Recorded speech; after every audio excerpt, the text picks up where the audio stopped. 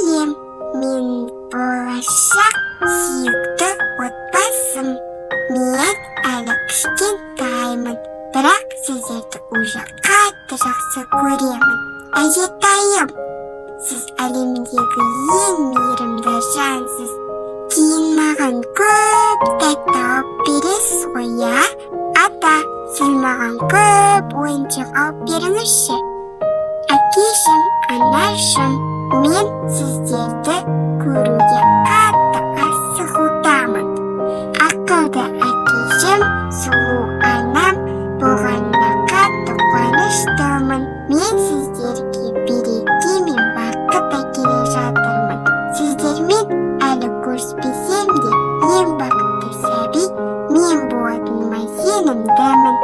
Маған қамқор болыңыздар, 9 айдан кейін көріскенше. Сәлеммен. Нұржігіт ұлы немесе Нұржігіт қызы.